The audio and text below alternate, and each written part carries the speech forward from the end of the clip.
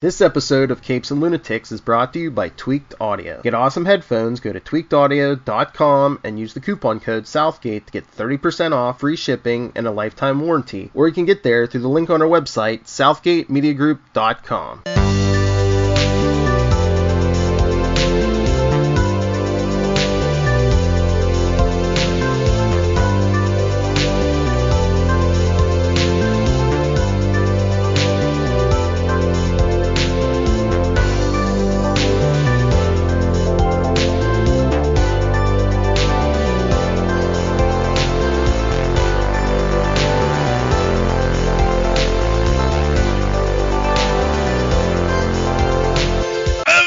Hearties, and welcome once again to Full Stream Ahead. I be your captain, Charlie, the Professor Escher, and with me, as always, is me first mate and me skinny rich friend. It's Mozz. Hey, Mozz, welcome back to Full Stream Ahead. Tonight's episode, Agent Carter, Season 2, Episode 4.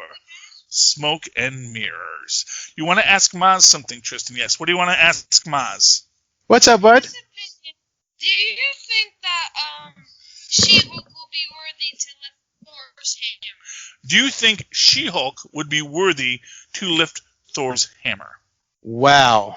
Well, I would have to say no. More than likely. Right? I mean, she's super strong, but is she worthy in character? Is she, Captain America level worthy of it character-wise? I mean, I don't know the character very much, but isn't the point that very few people can? If everybody could, then it wouldn't be special. And I don't think, she's special enough to be the exception to the rule, or the one that changes the rule, perhaps, Yeah, That's my opinion. It's hard to say, and that's a very fair opinion. And I think that I would say I would not say that is something that I could totally see that she could not. I would not be surprised if she tried to lift it and could not. That said, she is a lawyer with a strong belief in defense of the innocent. Sure. And I believe she does have a very strict and strong moral code. Right. So what I'm going to say is it would not surprise me if at some point, as the build-up to a long story, they had that as the payoff. Because there are other people that get to do it. Like I said, Beta Ray Bill, the first guy to do it, the defender of his entire race, Right. She's defending, petty crooks or, these kind of things. This guy's defending a universe, or a planet or a galaxy or whatever. So it's like, scale is important. Yeah. But is it? Is worthiness about scale, or is it about the content of your heart? Because, Captain America, he's a hero. He winds up defending a lot of things, but at the end of the day, he's just a street-level guy. That is a really good point. And, not for nothing, there are other human-level characters who were just street-level guys who could pick up the hammer. Eric Marston was... Is there something to be said for not being corrupted by the power also? Well, yeah, and I think that's what it comes down to is, can you... No, but how can you say if someone's good if they've never felt that kind of power? Or, to be Captain America and still be good is one thing, but to be you and be good is, Well, yeah, and that's a fair cop. And I guess on one level you can look at that is that She-Hulk, of course, really has been a person who really has that power, but generally speaking has not indulged in the kind of, although that's not necessarily true because she has been a savage She-Hulk and a rampaging She-Hulk over the years, so maybe those disqualify her. Maybe she has too much darkness inside her to truly ever be worthy. So that was a fun little side conversation. Thank you, Tristan. Thank you, Tristan. Appreciate that. Yes. That was just right up our alley, the kind of conversations we get lost in. So back to the story. Yes. Season 2, Episode 4. I will say this. Would not surprise me if Peggy Carter was worthy. I could see that. I could see that. I think when it comes to worthiness, I think there are far more people who are worthy who just never either get the opportunity or would never just presume to lift the hammer. You know, that's the thing. Like, when Cap goes to lift the hammer, it's the first time it's just because, oh, it's the party. Everyone's got to lift it. Everybody try. And he's like, okay, I'll try. And then he's like, and he knows he could lift it. It's like, I'm not going to lift this and embarrass my friends. You know, I'm not gonna be this showy guy and lift the hammer. No, it says, oh, no, can't do nothing. And you know, he only actually does it when, you know what, there's nothing else. This, I need to do it now. This needs to be done, and that's when he does it. And I think that is that. And again, to what you were saying, it's, can you wield the power, and then can you have the power and choose not to wield it? And that is because, you know, for when we think about when Thor was actually sent back by Odin, it is to teach him humility. It is to teach him that just because that he has the power to do whatever he so wishes, you know, to be a god, to be a king, you must know not to use that power sometimes. Back to the story. Peggy and the SSR discover that beautiful Hollywood star Whitney Frost harbors a dangerous secret, and that she's more than just a pretty face. Mm-hmm. Oh, man. So this episode, we get a lot of backstory. This is a backstory-rich episode because we get both the secret origin of Peggy Carter, which I go back and forth on. I hear you. You know, the secret origin of Whitney Frost is great. You know, the secret origin of Whitney Frost, and I kind of feel like they almost like decided to give a secret origin for Peggy Carter just because, wow, we're doing one for Whitney Frost. I will definitely say they wrote the Whitney Frost origin first, and then said, oh, we should probably do something with Peggy too, and then they wrote an adequate origin for Peggy Carter. And also, for what it's worth, shows the wide disparity. Peggy is growing up in what appears to be an affluent family in England.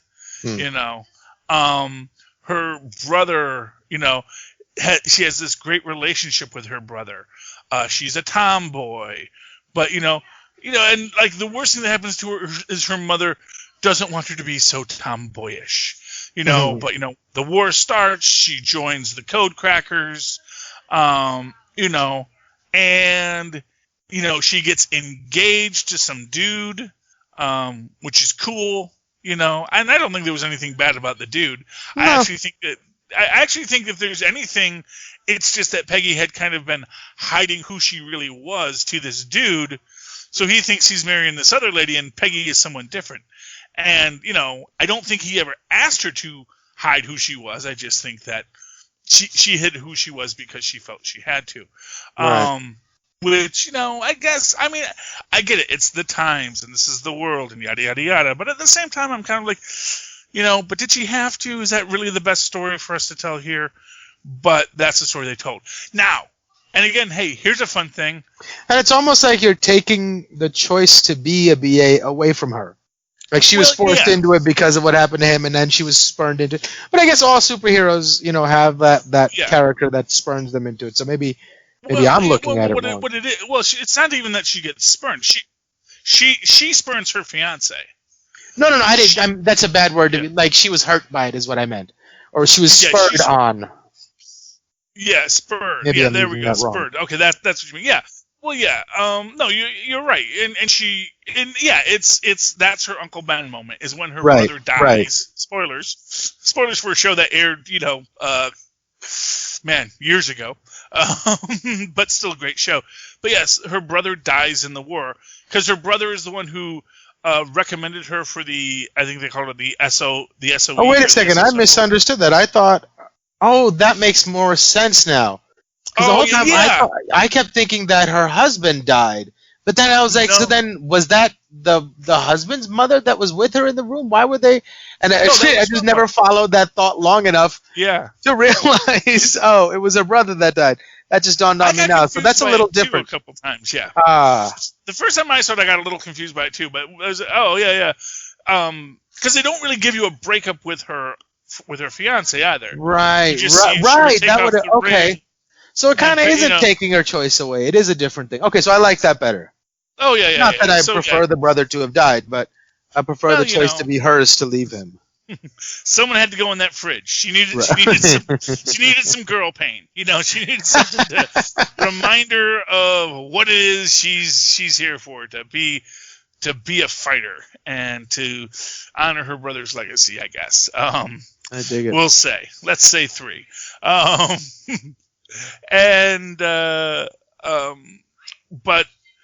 But Whitney's origin. Mm-hmm. And again, this is something I wanted to say. She's from Broxton, Oklahoma, which, fun fact, is the city that Thor made the new Asgard in several books, where essentially Thor returns to Earth after the last cycle of Ragnarok. All the Asgardians are dead, and he's the last one to come back because Donald Blake shows up and picks up his hammer and becomes Thor again, and there's a whole thing. They're going to do some stuff with Donald Blake in a couple issues too, so there's a lot going on there. But just the idea that Broxton, Oklahoma is where, I just thought that was a great little thing there. And at the time this came out, Broxton was in all the stories because Broxton, Oklahoma is a central part of Thor mythos now. But anyway, in Broxton, Oklahoma, she is the super genius daughter of a woman who relies on the kindness of strangers, or at least people that strange men. Yes, or at least one strange man in particular. Fair enough. And who is essentially been taking care of this family until for whatever reason the Uncle Bud decides he wants a new woman on the side, and I guess he can't afford to. That's the thing. Right, he's got one extra house, and it's got to go to the lady that Gotta go to the lady what I'm putting in here, which is it's a sad thing. But we see right away, Whitney's a super genius. We get the rejection for her by I think it's Caltech, where she gets the rejection letter saying that, I'm sorry, we don't allow women in our program, which is just that. And again, this goes to show that parallel for Whitney, where it is Peggy comes from wealth, comes from comfort, gets to explore and be who she is, yet still represses herself, which is maybe not the best thing. Gets invited into the the S2E or the whatever it was, and Whitney, that's right. Yeah, and Whitney gets rejected from building herself to be what she has to really make herself. Really, she is that self-made Lex Luthor kind of character. In its own way, she's the super genius. She gets several patents, which I guess she uses to fund her way out to California after it's all said and done. Because we see her doing her mechanical drawings on the kitchen table as her mother's being, tossed out, and her mother does this whole thing. That face, that's the only thing anyone cares about. No one cares about what's in your head, just what your face looks like. There's all that thing about her face, And, of course, she gets discovered by a smarmy agent. But, I don't know if he is egregiously smarmy. Obviously, he is meant to be smarmy. We are not meant to see this guy as a nice guy. Right. But, the reality is she's got a pretty face. He's looking for a pretty face because he wants to get her work because he's going to get money from it. And it's not like she ended up with a bad life. I mean, she's on the cusp of maybe being a first lady. So, smarmy as he was, he did offer her an opportunity, a door to walk through, and it was hers to make of it what she could. And boy, she was a genius after all. Yeah, and for what it's worth, I'm sure that's why she got involved with Chadwick, because Chadwick ran this energy company, and she was. And I don't think he would have gotten there without her smarts. Well, exactly. She was able to show him how to become what he wanted to be, and it got her the chance to do what she wanted to do. Right. And that's what's great about that Whitney Frost character, and that parallel we see between them, about one person having advantages, and and kind of maybe even in this dark way to say, maybe Peggy's only a hero because she never had to deal with the kind of struggles that other people had. Which is maybe not a good way to phrase it, but when you think about a guy like Captain America, who, comes from this hardscrabble life, and really doesn't have a way out except just to stand up and have a moral center. Like, that's what makes that, Steve Rogers could have been evil. Steve Rogers could have gotten angry at all of the injustices in his life, and could have very easily become a supervillain, I'm sure. He's a smart guy. I'm sure he could have figured it out. Because, if you decide to stop fighting with your fists and pick up a gun, it's much easier to win those. It's much easier to deal with bullies. If you're that type of person. So, that is the difference in that thing. Now, I think Peggy, one could argue, would have maintained her nobility regardless, but the truth is she never really gets that moment until, one can argue that going into the SOE is that moment for her where she now has to face things outside of her comfort zone. And maybe that is even why they do play up that Peggy's kind of living the perfect 1930s lady vibe, why she's willing to work that and be that woman because it was easy.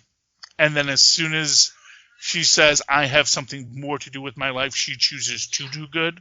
So, I mean, there's different ways you can weigh on it, but I think that is something that undercuts the secret origin of Peggy Carter a bit, especially when you compare it to the secret origin of Whitney Frost. Because at no time, at no time does Whitney's anger ever seem unjustified. And so that she has turned to cruelty, it was a long, slow burn. And maybe if she hadn't had to fight for everything, maybe she might have been a better person. But then again, we can look that back when we talk about Jack Thompson and the idea that maybe he could have been a hero, but for the choices he made, and he turned out just fine too.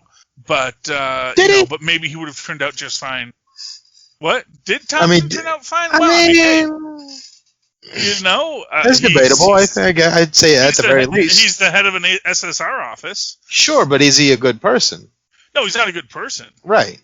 No, I didn't say he was a good person. Oh, okay. You meant did he turn out all right as far as is he? Yeah, I got you. Okay. Yeah, I mean, like as far as food in his belly and respect of his peers. Fair enough. So that's what Whitney has, but she's not a good person, And is it the tragedy that makes you not a good person, or is it the choice to reject your own moral compass, as Steve Rogers might say, that makes you not a good person? So, a lot of questions, lots of things there, and all of that is the B plot in this episode, because there is an A plot, which deals with, of course, Whitney trying to test her powers. Which I find very fascinating. She's doing her scientific notes, and she's called out sick because the director disappeared. The director disappeared, so they can't do the film right now, so it's on hiatus. Oopsie. And of course Chadwick, he's just so worried about the election. Don't want any bad news to overshadow it, It's like, yeah, okay. We have serious problems right now. Yeah, we do. But meanwhile, she is testing herself with the rats, and I love the fact that she's like trying to will the dark energy to eat the rat, and it doesn't until it bites her. And then it's like, which is sort of like showing her about how it is an emotional trigger. it can't just be that she can't just will it. She has to harness the hate. She has to feel the hate flow through her. The anger. And that's, I wonder if it's a living thing that's in her, and it has its own sort of triggers. Like, if it's hungry, it'll do it. If it's like, if you bite her, it is hurt, and it will do it. I wonder if it's a living thing that's in her. Well, that's an interesting question, because we do see Wilkes have a moment when him and Peggy, or actually no, it was him and Jarvis, they're working on the math, and right. Jarvis is being his hands, you know? Yeah. And he's staring at the board, and all of a sudden the board kind of opens up into that dark abyss, that dark dimension, if you will. Did it seem like it was the same shape as the scar on her face? Well, I think the scar's shape is also the shape of the hole that originally got ripped. Oh, you know, okay, I think fair that's enough. sort of what it is. It's the idea of that rip and that tear in space and the tear in her. And, you know, it's an interest, you know, at the same time, this is always the thing, they were doing something with Dark Force energy in Agents of S.H.I.E.L.D. because they had Blackout. But this is a very interesting take on it, because in this one, it's almost like a living goo. But the idea that it is tied to the Dark Dimension, which is where Dormammu's from, which, as we know, is a place without time, where things are in that static, unmoving state. You know, it sort of moves in. There's a lot of interesting wheels turning in this, where if you really want to be a nerdy fan person like myself, you can definitely see where that can all lead. We see that Peggy and Jarvis, while they're staking out Chadwick, see that, you know, the Chadwick's bodyguard has a wound in the same place Peggy gave that ruffian a wound the other night. Oh, by the way, there's also that great. Was it this episode or last episode where Jarvis makes the joke? Yes. Oh, yeah. You know, because they show the alarm, and the alarm is Jarvis's voice saying, you know, stand down. Oh, yes. I would hate to live forever as a disembodied voice in a box. Oh, irony. Indeed. Yes.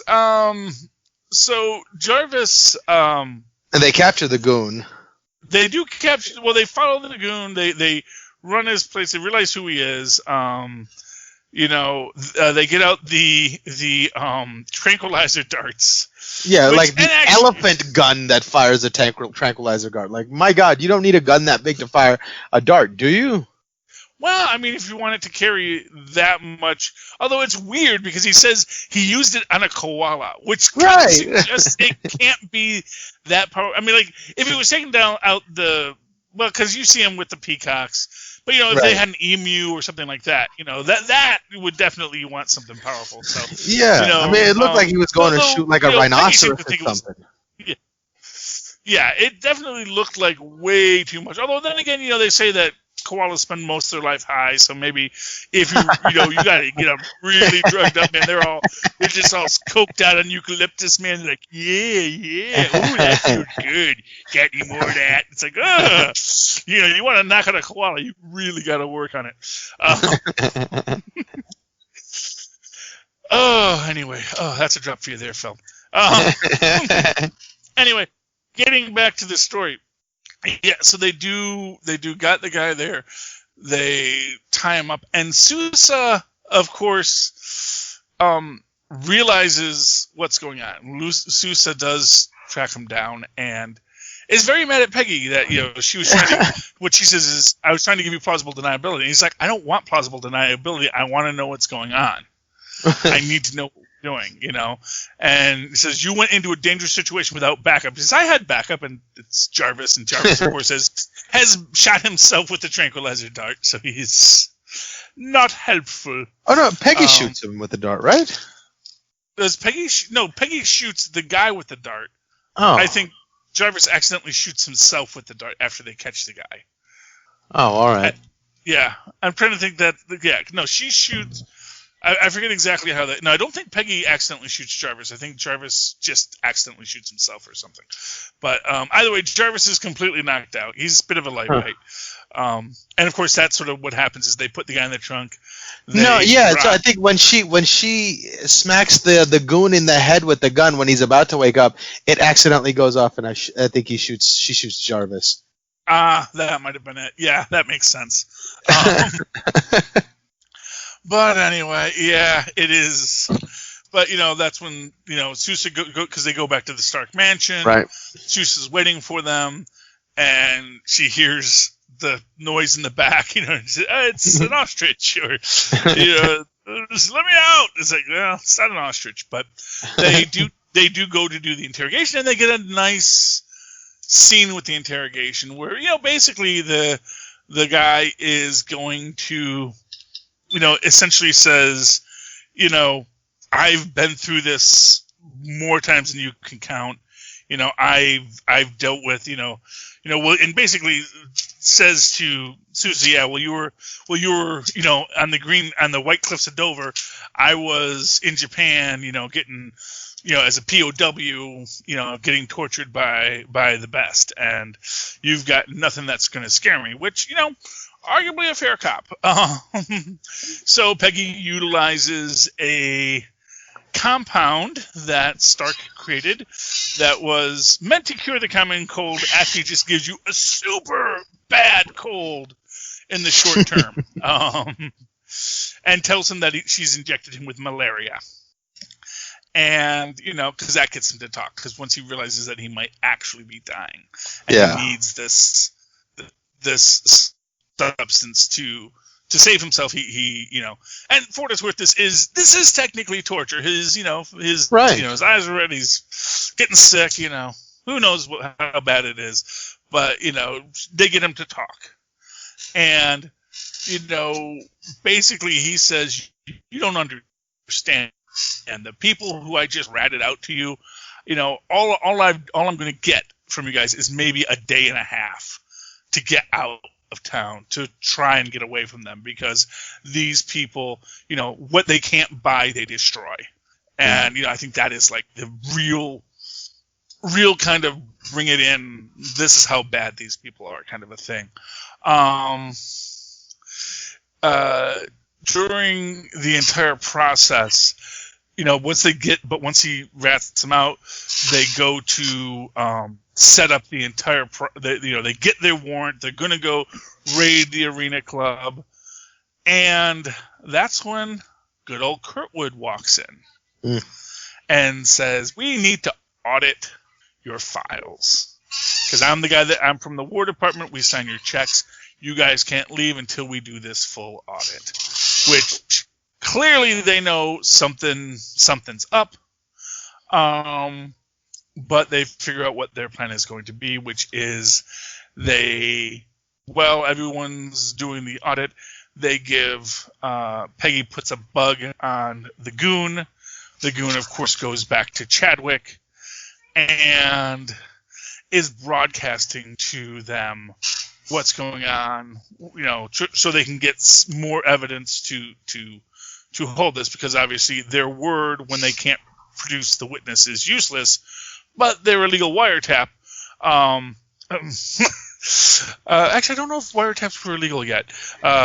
It's from the feds in the late 1940s. Yeah, maybe.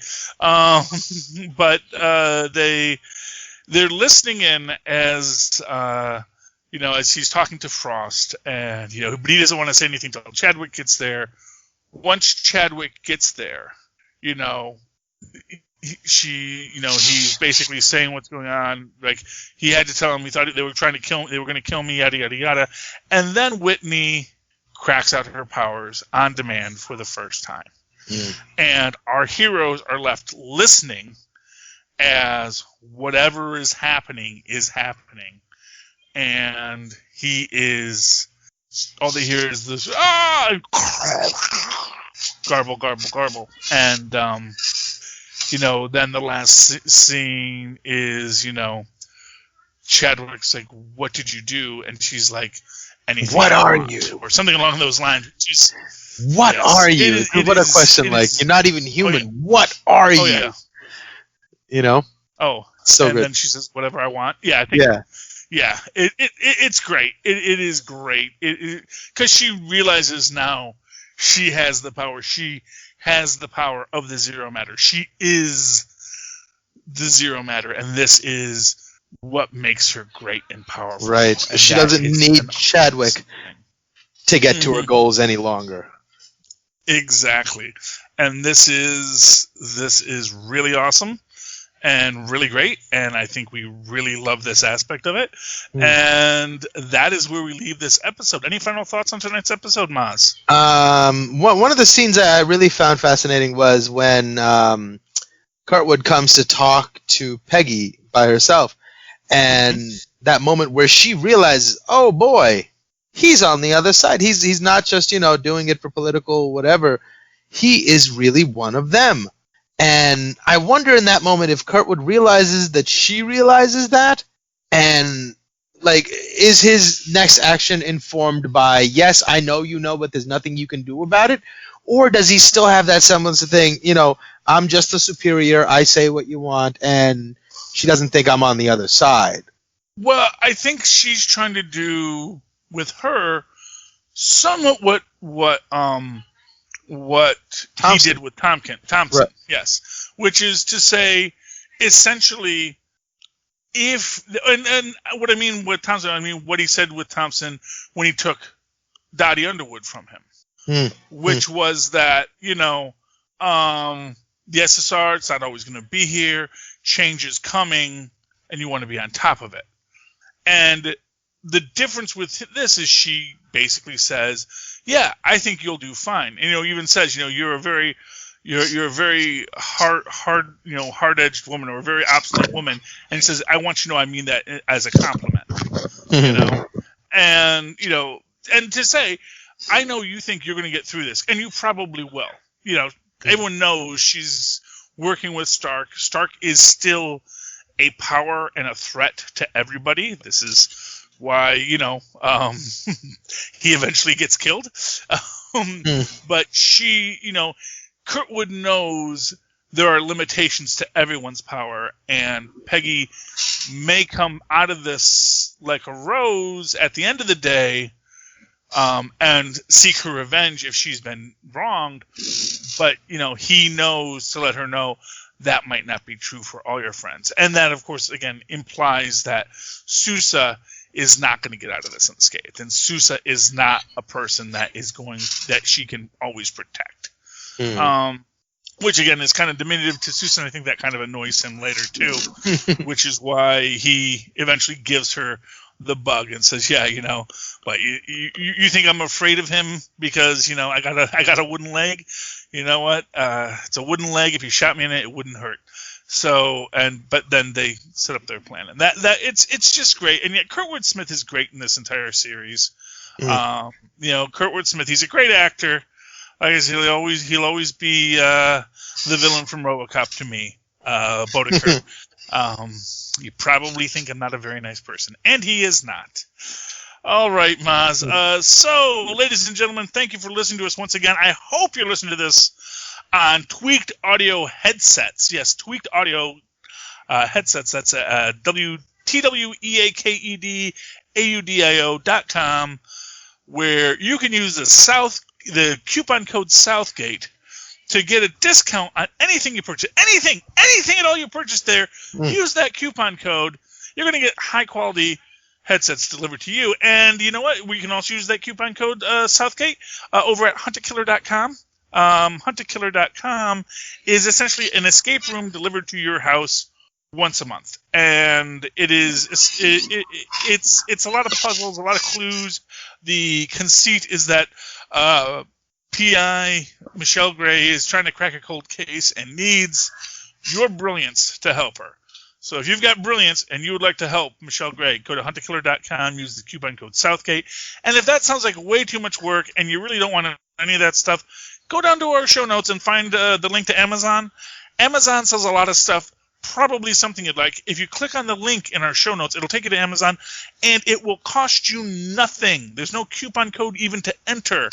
And yet, we will still be acknowledged by the great and powerful Amazon, and we will be appreciative. While you're there, check out Pod Life, the book written by the Southgate Media Group, artistes about the wacky, wild, and wonderful world of podcasting. In the meantime, Mozz, if they would like to talk to you about the wacky, wild, and wonderful world of podcasting, how can they find you? Oh, they can email me at mozzmanzor@gmail.com or find me on Facebook under Mozz Manzor. That's MOZZMANZOOR. And, of course, if you'd like to write to me in that old-fashioned email way where Mozz and Poz once did, do so at superconnectivityblog@gmail.com. That's superconnectivityblog, all one word, at gmail.com. Of course, follow me on the Twitters as I live tweet nothing. There's nothing for me to live tweet right now, but I may tweet, and if you would like to follow those tweets, it is at Charlie Esser. That's CharlieEssser. Look for the 2 E's in the middle. For quality. Bing! Thank you, Mozz. All right, you lousy landlubbers. Thank you for listening once again to our humble podcast. Tune in again next week as we sail full stream ahead.